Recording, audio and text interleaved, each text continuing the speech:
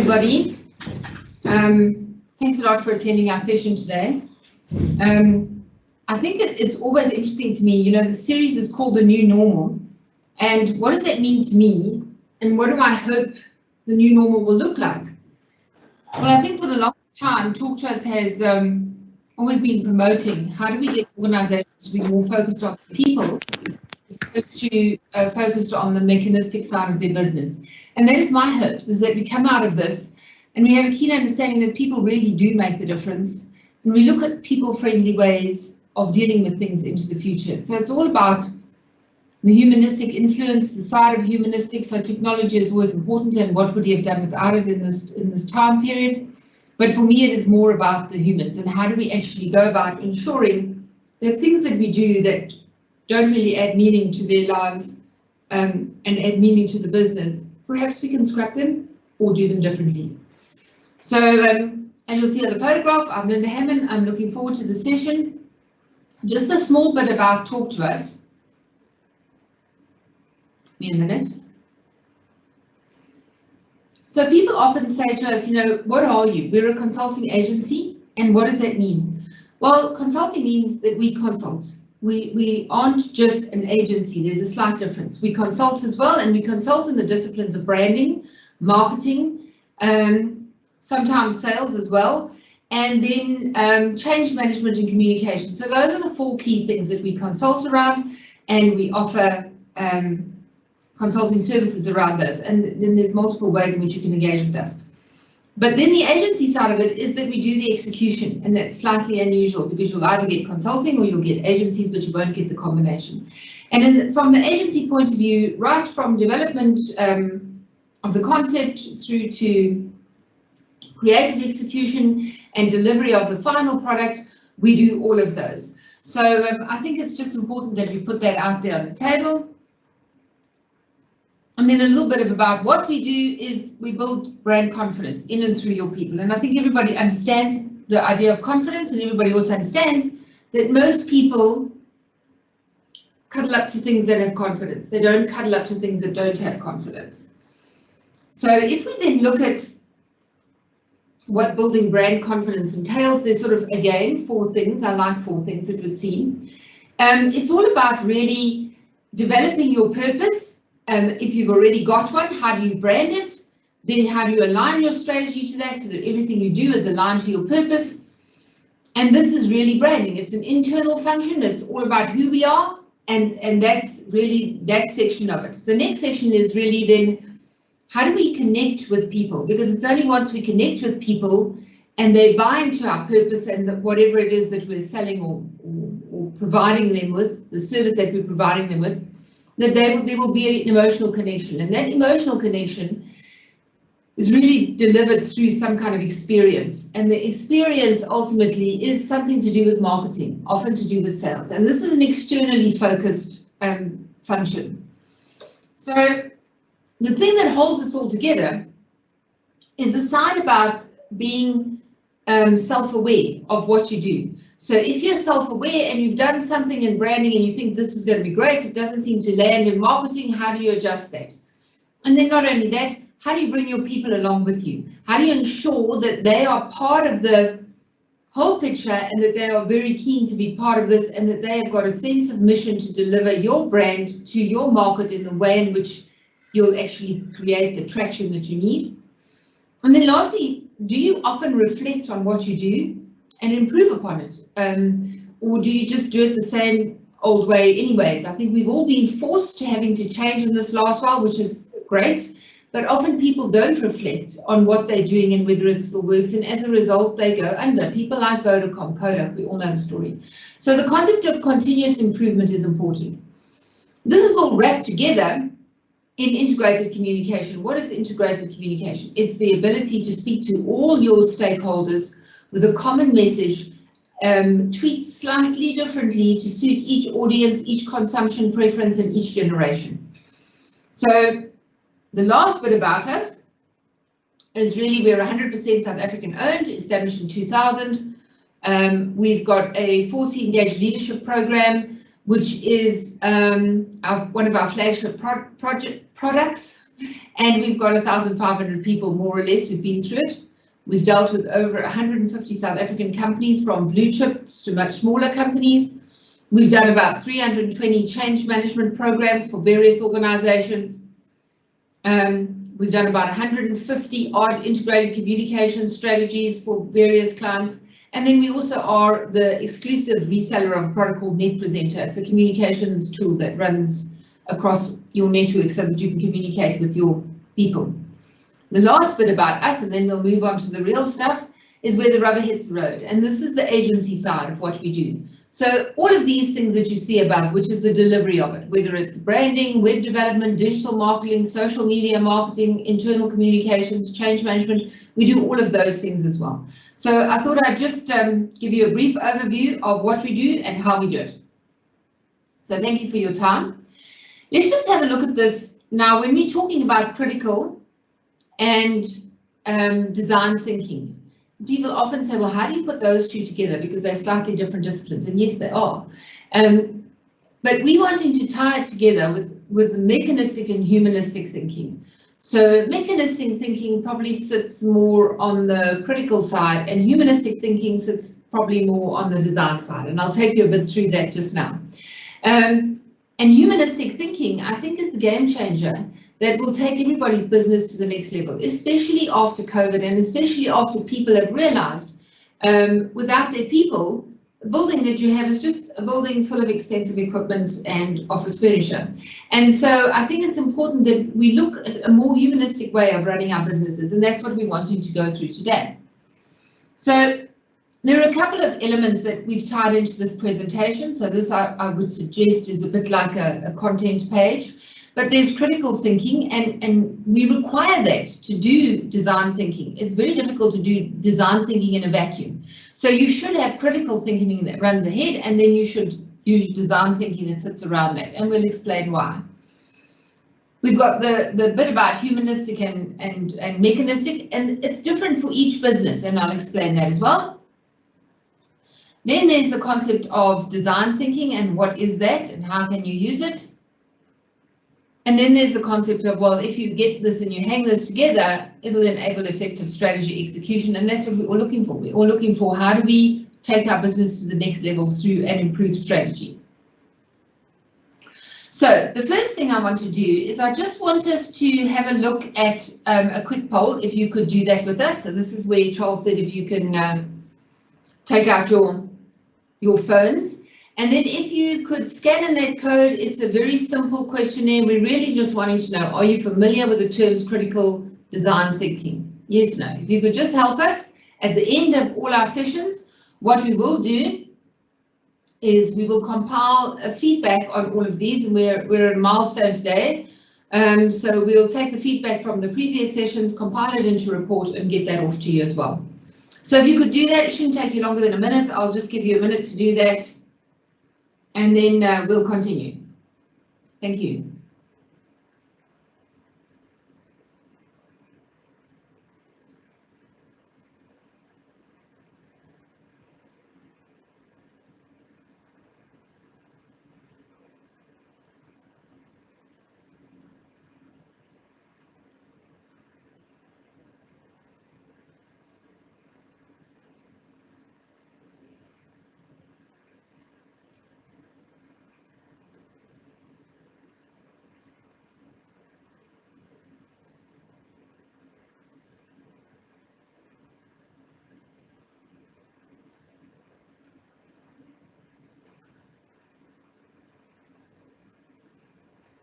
Great. Thanks a lot for that. We'll pop up the results at the end so you can have a look at it. The next bit is a bit about critical thinking explained by Tom Chatfield, and it's just a 4 minutes video. Have a look and see. He explains it to you very eloquently. What is critical thinking, and why should I care? If I'm being critical of you, you may say, why can't you be more supportive? People don't tend to like being criticized or to react to it well. But critical thinking isn't critical in this sense. It's much more interesting than this, although it too can make people uncomfortable. When in fact, making yourself uncomfortable is a large part of what happens when you think critically, because it's all about taking a moment to go beyond the obvious and ask what you do and don't actually know. Critical thinking, it's tricky to pin down, but its opposite, uncritical thinking, is obvious and all around us. Thinking uncritically involves accepting something at face value without pausing to consider whether it's sensible or justified. An advert says a beer is the best in the world, and I believe it. A politician says they genuinely care, and I nod. A leading academic comments that eating fat is good for me, and I go out and buy some bacon. Most importantly, uncritical thinking is not the same as being stupid, and critical thinking is not something that smart people always do. Most of the time, most people don't and can't think critically about what they're doing. We don't have the time, we don't have the energy. It simply isn't practical for me to wonder every time whether a green light means I really should go, or whether spaghetti is truly a superior pasta to tagliatelle. Knowing when and how to engage critically is a question of habit and strategy, more than of intellect. But once I have the right tools, I can question almost anything. And these tools are embodied in two related concepts: skepticism and objectivity. Skepticism means doubting the truth of something. And objectivity means trying to see something from a more neutral point of view, trying to set aside my own feelings and bias as far as possible and to establish the facts that matter.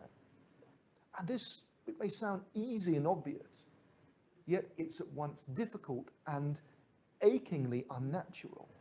As the British author George Orwell once rather neatly put it, to see what is in front of one's nose needs a constant struggle. And in general, one is only right when either wish or fear coincides with reality. People used to think the world was flat because it looked and felt flat, until new knowledge prompted skeptical thinkers to challenge this view. People used to think that the sun orbited around the Earth because it looks like it does, until gradually the accumulation and analysis of new knowledge brought new understandings that were themselves updated as we learn more about the universe. Rigorous critical thinking, in other words, means not only explaining why we believe something to be true, but also being obliged to change our minds when the facts change. And people don't tend to like changing their minds, especially if they're in the business of looking confident and telling other people what to do. Perfect objectivity is impossible, but progress isn't. In 100 years' time, quite a few of today's beliefs will be considered laughable in the light of new knowledge. Can you think of any ideas ripe for challenge or replacement? This is how knowledge and understanding grow over time, if and when they do. When we test our thinking not by seeking confirmation, but by looking hard for things we still cannot explain. So, ask what doesn't add up in the world around you, and where the world falls short of what it might be comfortable to assume. That is critical thinking. Thanks, Tom. I think that was very eloquently put. And I think his question saying, look what's changed in the world around you and how can you challenge it? Boy, there's a lot of things changed in our world in this last couple of months. So yes, there's a lot we can look at. So if we then continue and we have a look at the concept of mechanistic and humanistic,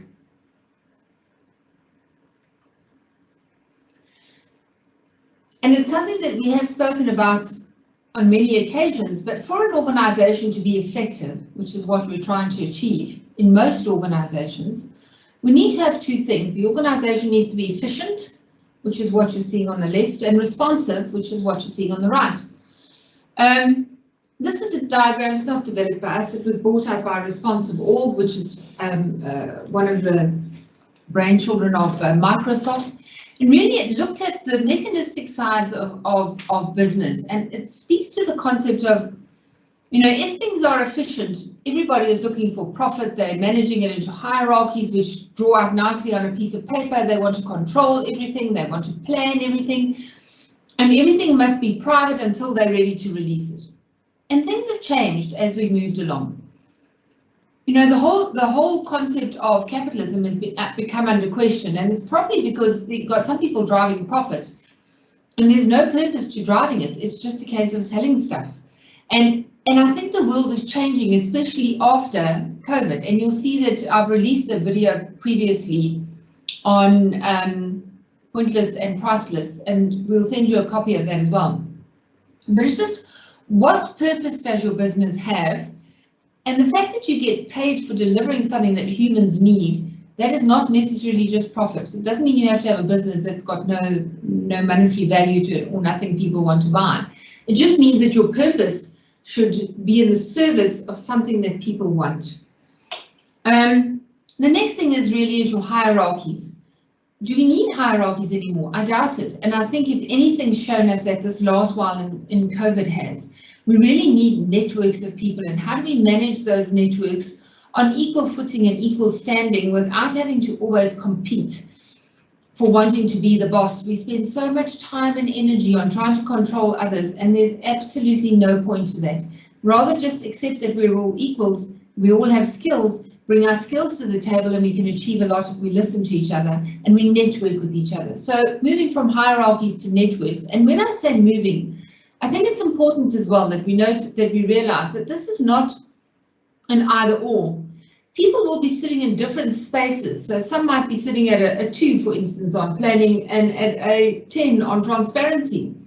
But it depends on the nature of the business. So if you're in a business who's managing risk, you'll probably be very heavy on the efficient side and not so heavy on the responsive side. When I talk about risk, I mean risk profiles, or you've got a risk profile that's quite high. You would probably be more aligned to this because your statutory compliance is far greater than if you were, for instance, an events management company. You would probably be a lot more responsive. So these things are not an either or. It's not you have one or the other. You may have networks and a certain level of hierarchy. You may have control in one area and empower some of the people. It really depends on the business, but it's to find that comfortable position for you and to make sure that you're working on both ends of the scale. You're not just all focused on the left. The other thing is that there's certain things that if you provide more transparency to people, you now also need to empower them more, because now they have more knowledge, so they can obviously do more. So they're a bit like levers, and if you pull one, the others move as well. So moving between controlling and empowering as well, I think that's another key thing. And if you look at what is required from the new world and the job situation outside of COVID, we have empowered a lot of people to take ownership of their own day. Currently, they go home, what they wear is their business, when they go to the shops is their business, yet they still get the work done. In fact, if you look at all the statistics, productivity has gone up in most organizations. So I think there's a whole shift here, and we need to take these things into consideration. Planning versus emergence. When we plan things to death, we often get stuck in analysis paralysis. And sometimes things emerge, and we need to be able to go with them. And I think that was something that came out very clearly in Tom's video. He was saying, question what you're doing. Is it always the right thing? Is the method you're following always right? Is there not another way of doing it that's easier, faster, better? And then privacy and transparency. It's been a big problem in communication. At what stage do we release information? Do we keep it all to ourselves and then only tell them at a certain point? Those days are long gone, and information is out there. Our issue now is how do we control that information? And when I say control it, how do we make sure that it is carrying the right message and the messaging is correct, as opposed to worrying about whether we can hide it or not? So you'll see a lot of organizations are still working in this space on the left-hand side, and they might be hugely efficient, but they can't respond. So when you have something like a COVID come up, or there's a major shift in their market, they're unable to respond. So I think the other thing that's really interesting is if you tie this back, this side is largely mechanistic. So yes, we can usually, most organizations can change processes and procedures fairly rapidly, but they can't bring their people along with them fairly rapidly. And that's because, again, as Tom says, people don't necessarily like to change. They're quite comfortable where they are. So one of the focus areas that I think people need to develop in new business, in the business moving forward, or the new normal, is that we need to equip people with tools that help them to understand change and move that along quicker. So that the one side of the business, which is the efficient and human, the mechanistic side, and the responsive and humanistic side can actually align a lot quicker. That makes such a lot of sense. And we've seen in this last while, and it is also just a little caveat there, that the people have responded, they have all worked from home, they have all changed their times. And I think that's put a lot of pressure on them. And there's this area of well-being and especially mental wellness that we really need to take cognizance of now, because there's a lot of stress around them being able to respond to the work, but now they can't respond to their home life because their children are all at home, there's nowhere for them to go to school. So I think there's a lot of things that we need to take into consideration when we look at this. So that was a bit about humanistic and mechanistic. Charles, did we get any questions in this regard?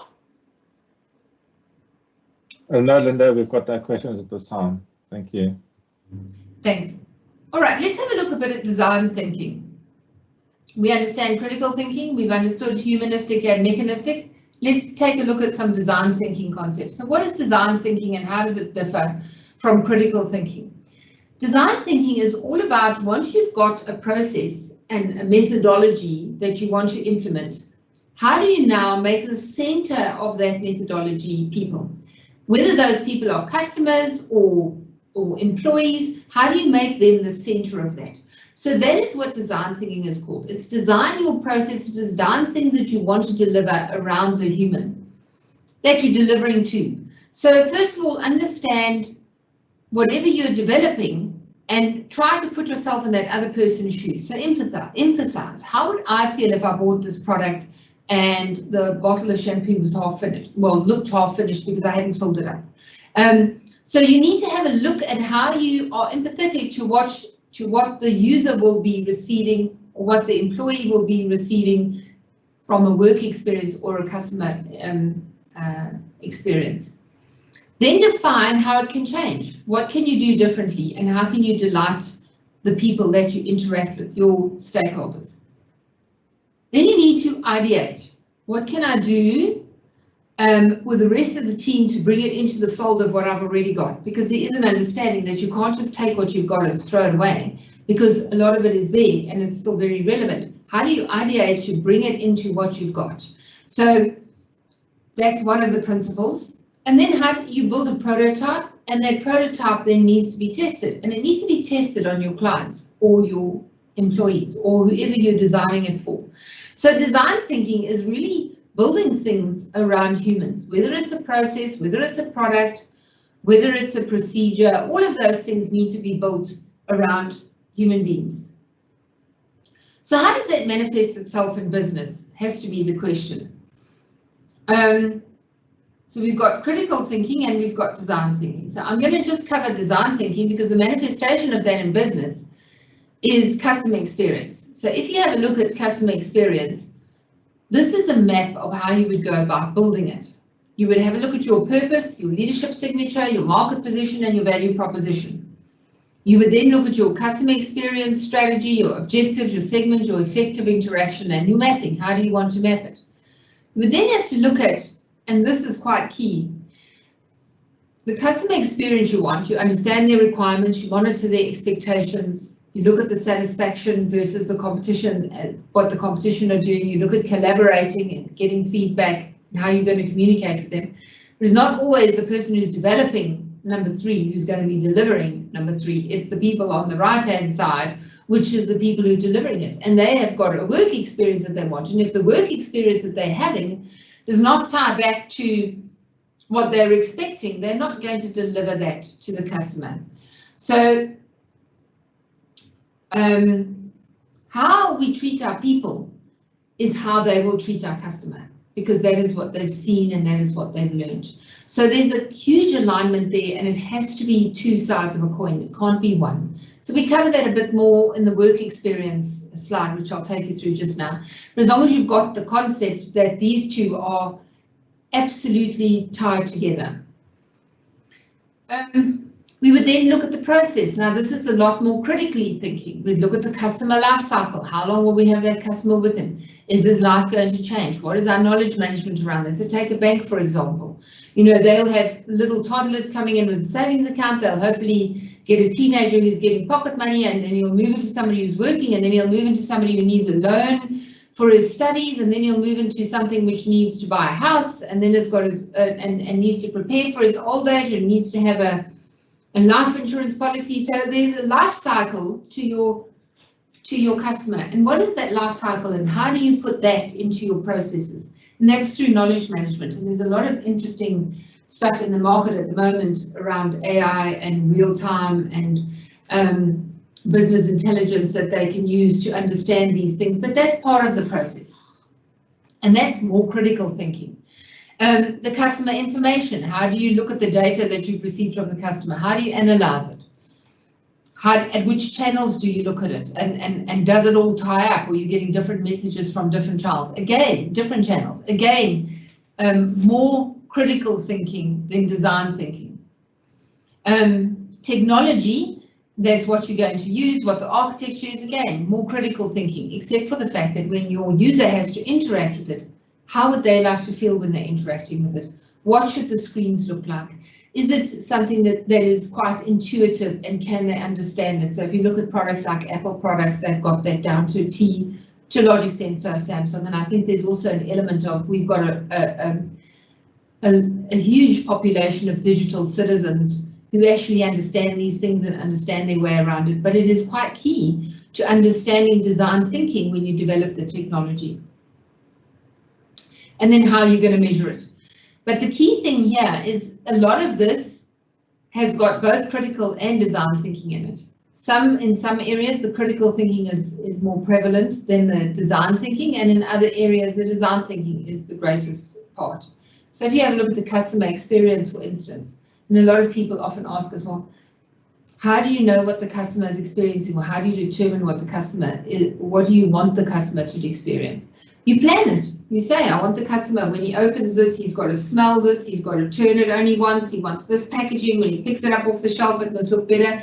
It's all planning. It's and it's planned according to what the customer wants, not according to what you want. And that's often a very difficult bridge for organizations to cross, because the people that own the business, they really like the product that they've got. They really think it's great, but the people don't.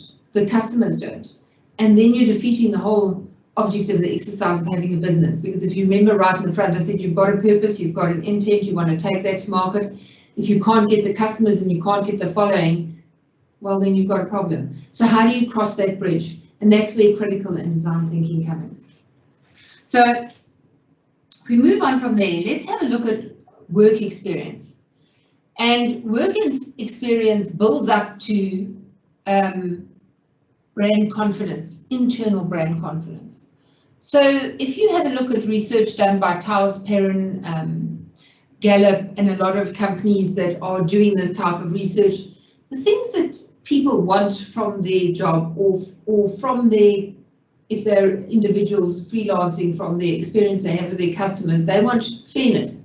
They want a feeling of achievement and progress. They want to feel that the people that are with them and that work with them are cared for. They want to have, in a lot of instances, they want a union presence because they feel that that's supportive of them. They want a reliable communicating leader. They want to be appreciated for their ideas and their innovation. They have got work job resources, so they don't want to have to go and do a job and not have the right tools to do it. They want access to training and development, a comfortable work environment, a well-defined job and reward structure, meaningful day-to-day activities. Those are the things that people really want in their work experience. And you have to have a look at, are they getting it? And if you are giving it to them, are you letting them realize that they're getting it through a work experience program and saying to them, these are all the things you're getting it, and this is how it ties back to your requirements and your needs? Or are they oblivious of what's happening? They just know that they go there, and once they've left, they realize, oh my God, that was quite a good company to work for. I wish I was there still. And that does happen. So that work experience, you need to actually make them cognizant of what they are getting. If you get that right, it will inform their attitudes, and their attitudes, the attitude that you want them to have as an owner of an organization, is you want them to be conscious of the reputation. You don't want them to damage the organization's reputation, because there's consequences to that. You want them to build on the brand and believe in the brand. You want them to be employee focused, so you want them to actually care for their peers in the business. You want to have them to have overall job quality, their compensation and benefits is correct, their development opportunity, and their sacrifices that they make. They will make sacrifices on all of those, on their compensation and benefits and their development opportunities, if the work experience that they're getting is correct. So that work experience informs an attitude of, okay, I might not be getting paid that much money, but boy, I'm learning every single day, and that means the world to me. Those then will become engaged employees, and those engaged employees demonstrate certain behaviors.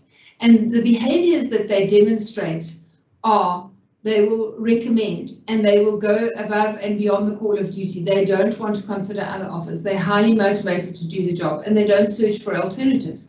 And ultimately that will deliver a confident brand, because they're going to be client facing. Most of them will be client facing, and if they're not, they're going to be dealing with other people in your organization. They are going to show and present a culture of confidence in your brand and in your leadership, and that is what will then be seen by everybody else and be adopted by everybody else. So that's a bit about work experience.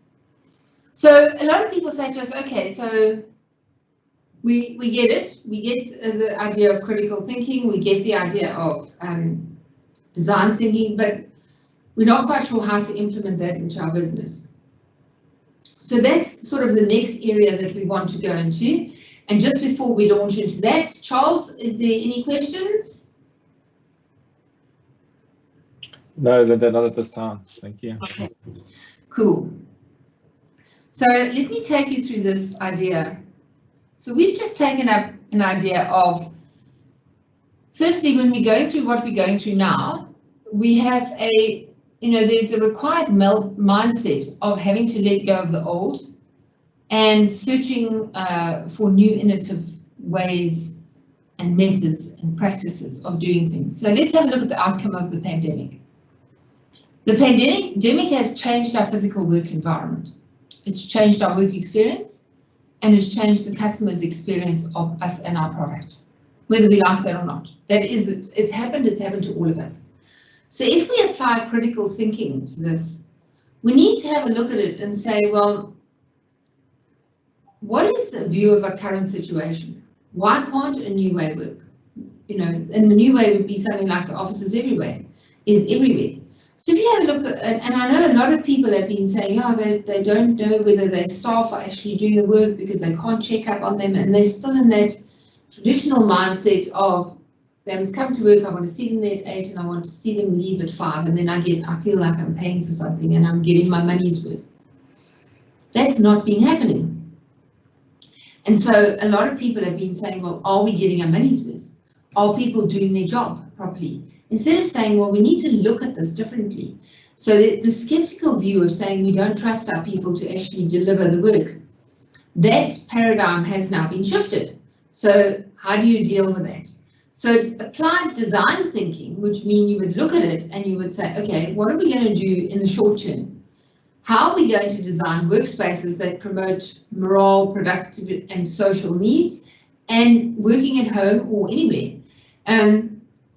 So I think the key thing is we've got some of our customers who are going back to work, but they're going back in tranches. So there's only allowed so many people in the office at a certain time or a certain day. And these people are saying we go there, but it's really not great. It's not good for morale. All the desks are empty. There's no coffee shop. The place is quiet. That buzz that we always experience there is gone. We can't connect with people. We sit in the office 4 or 5 desks away from each other. We've all got our masks on. We can barely have conversations with each other. The whole vibe that they're used to is gone, and they don't feel comfortable in that. And as a result, they don't want to go. They'd rather stay at home because they worked out now how to work from home and it's comfortable. So how do you cross that bridge? And how do you get from the physical work environment, which was, we've got a large building, we've got parking for everybody's cars, we've got security, we've got all the people there, we've got coffee shops, and you can go and do your Woolworths shops, and you can go and do all of those things, to now most of those shops, or a lot of them, are closed. You can't go and interact on them, and the people don't feel comfortable there. So the critical thinking part is to say, all right, what do we do with those offices? Do we keep them? Do we halve them? What is the impact on our rent? Do we have to go and change our lease? What happens to our security staff, which is in the next one? What happens to our cleaning staff? So those are all the critical thinking side.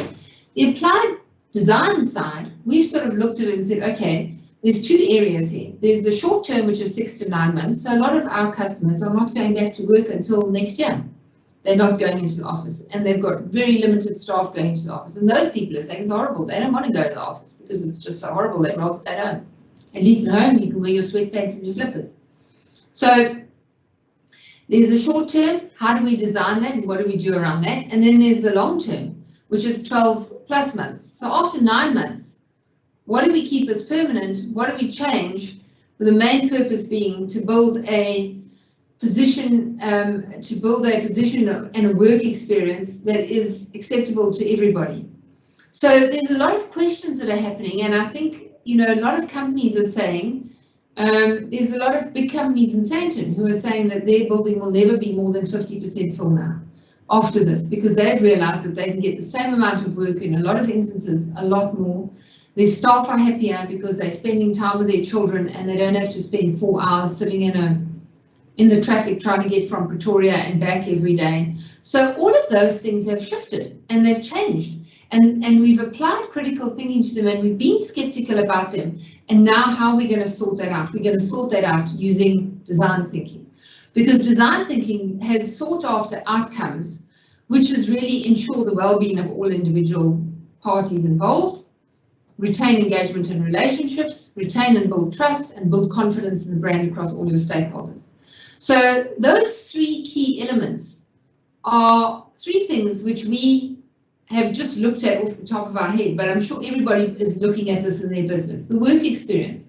What is the HR architecture and the processes? Now, how would we go about, for instance, interviewing people, and then recruiting them, and then taking them through orientation? And how does leave work? Because most people now think that everybody's on leave all the time. And do we need the same architecture where we've got a manager walking around checking what? The machinery? Well, no, that's not going to work. So in a lot of cases, a lot of things have to change. And so the first thing to do is apply critical thinking to it, question every single one of the processes that you do and how you're doing it. And then the next thing is once you've determined what a route would be that is cost effective, that makes sense, move into design thinking, and then apply those 5 principles of having empathy, having a look at how you can build something which is humanistic friendly, testing it in the audience categories, and then moving it into the final section, which is 12 months plus. So what are the processes for now, and what are the processes for the future? Customer experience is another challenging one. You've got existing clients, and how do you garner new clients, and then how do you build a pipeline? When you used to go out to customer sites, one of the key things that you used to do would be, for instance, eventing to get networks going. How do you do it now? What has got to change? So those are all the challenges that we face, and we apply critical thinking to them. But in a lot of cases, people apply the critical thinking to it. They sit in the boardroom, they decide that's what we're going to do, and that's how we're going to do it. And then they don't apply the design thinking side to it. Is this going to work? Are people going to buy into it? Do our customers want to stay with us if we're going to offer this service, or we're going to work with them like that?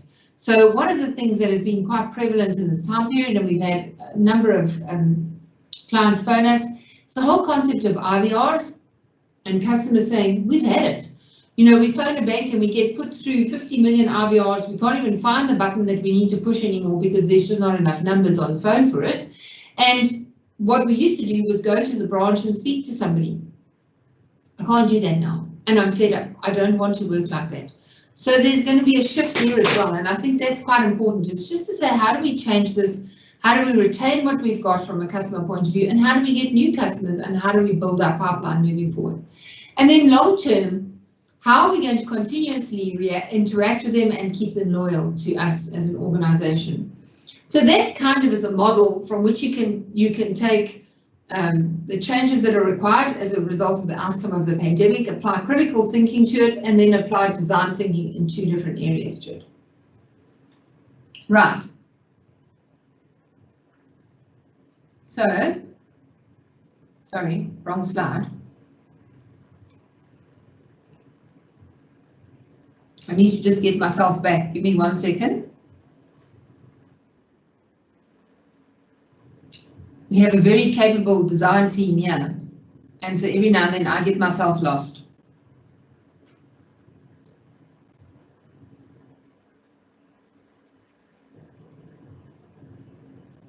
Great stuff, I'm back. Thank you. I should have pushed the back arrow.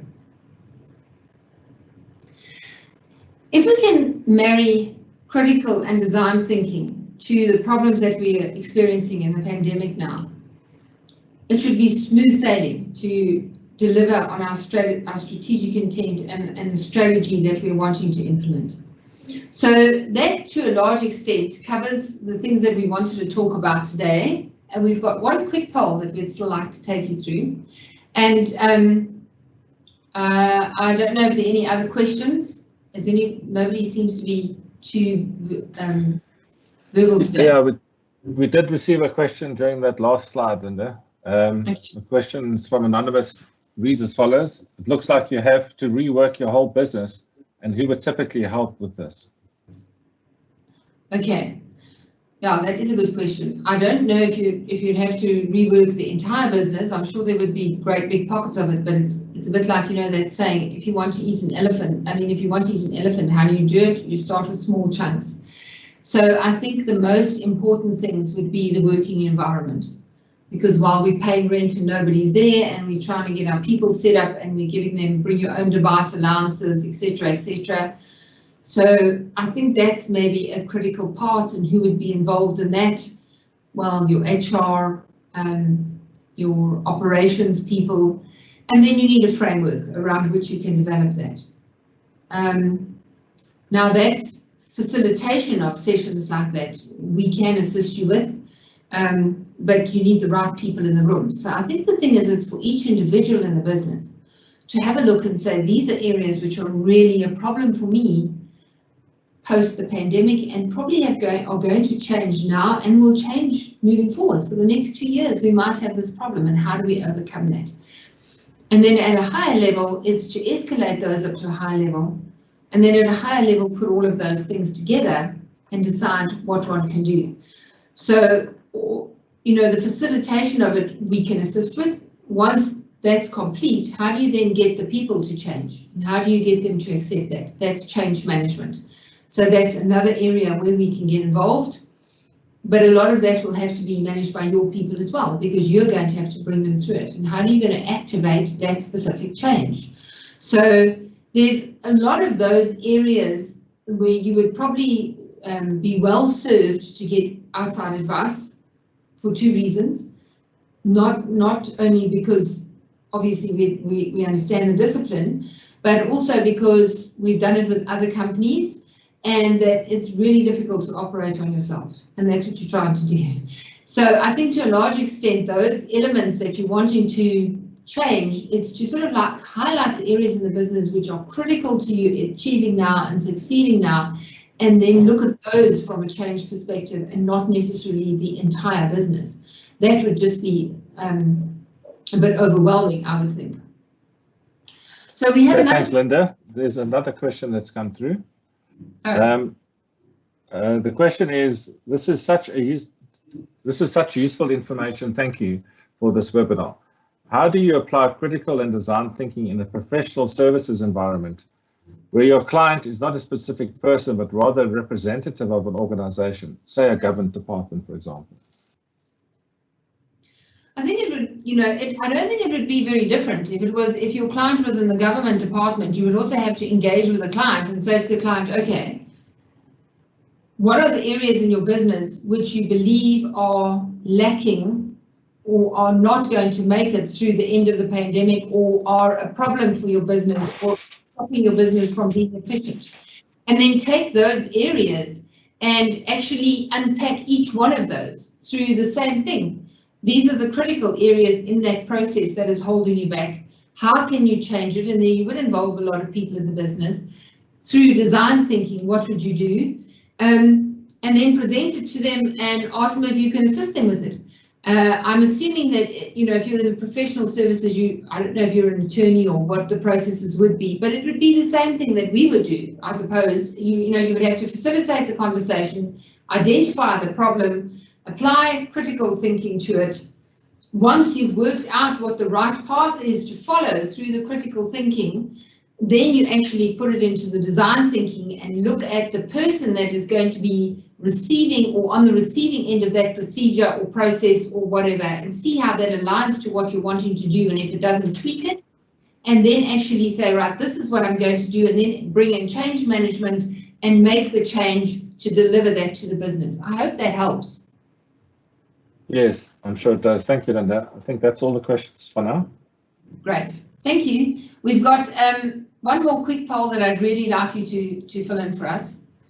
And really, I want you to understand how many of these practices and concepts are used in your organization. Does your organization use this? Have you attended meetings where they talk about critical thinking and design thinking, or do they not do that? So I'll give you a minute again, and then I'll just do a slide on what success looks like once if you achieve this, and then we'll get some feedback from Charles as to what the survey results look like. So let me give you a minute or so. I don't think we'll need a full minute because I think you've all got your QR codes now. I'm just looking at my time on my phone to see how long it will be, but about a minute I think will be ample. If you can fill in that one question, and then we can get the results back and Charles can give us some feedback on that.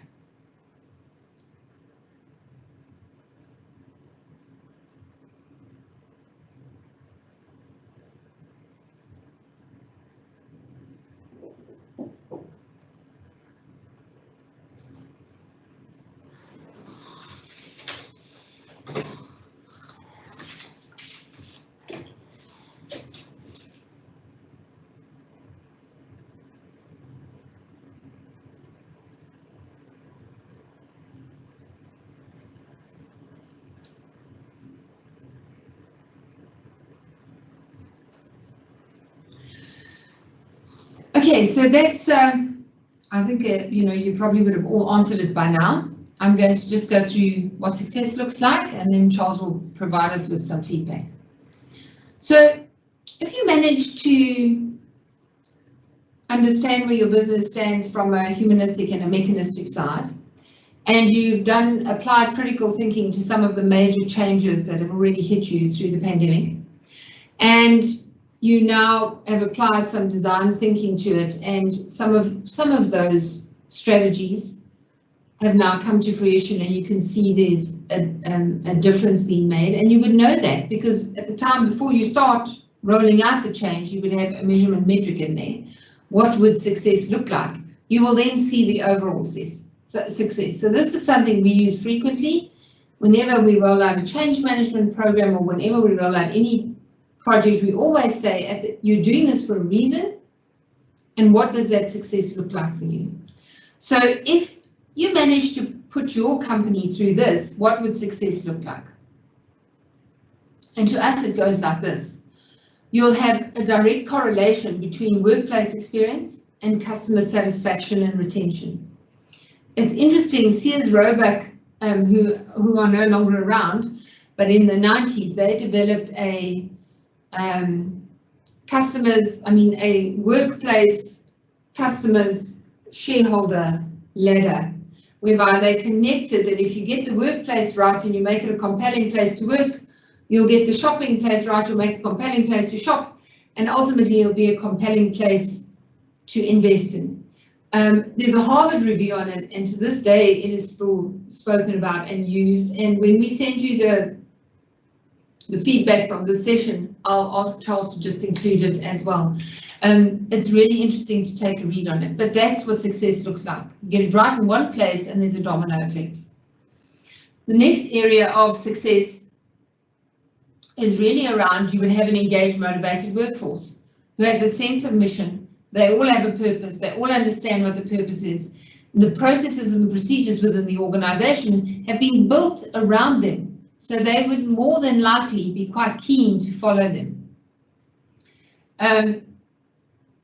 This would directly translate into improved business results, which they saw quite clearly in the Sears Roebuck Harvard Review, which you can have a look at, because your business will improve because the people are happier to do their job, the customers are happier to come shop, and your investors are happier to come invest. So that will improve the business, and I think we all need that right now for sure. Then you will have the DNA of a business that is future fit. It will be able to, when the processes change, the humans will be able to evolve and change probably, I wouldn't say as quickly, but they'd be more aware of how to change, and the procedures that you adopt to obtain the change will be entrenched, and there will be a culture of accepting change and moving with it. And that's really what a future fit organization looks like. As you've seen, we can all do it. You know, 1 minute we were happily trundling off to work and spending thousands on petrol, and the very next week, I don't think my car left the garage. I don't know if yours did. I think I went to go to the shop once. I was too worried to go anywhere else. And we all worked from home, and the whole world changed just like that. And so, you know, change happens when it is forced upon us. It's not always the nicest thing, but, you know, I think in a lot of instances, a lot of companies were really prepared. You know, we're fortunate in that all our stuff is in the cloud. All our people have the concept of bring your own device, and they were all ready to roll. A lot of companies weren't, and they're still struggling. You know, some of the staff didn't have fiber, so they were still battling, and now they're wanting to get fiber to their houses because it's too unreliable. So the more that you manage to keep your organizations change fit and future fit ready, the better off you'll be. Okay, so the quick poll number one, the question was, are you familiar with the terms critical thinking and design thinking? And everyone came back with a very resounding yes. Everyone understands that concept very well. And then moving on to the second poll, the question that was asked was, are the concepts of critical and design thinking practiced in your organization? That one was a bit different as well. This was 50-50. So some organizations are practicing these concepts and others not. So I think that was quite interesting results. Linda, I'm going to put you back on screen now. Thanks. I think it's quite interesting for me that those who are practicing the two concepts, are they reaping the rewards from it, which I suppose would be the next question to ask.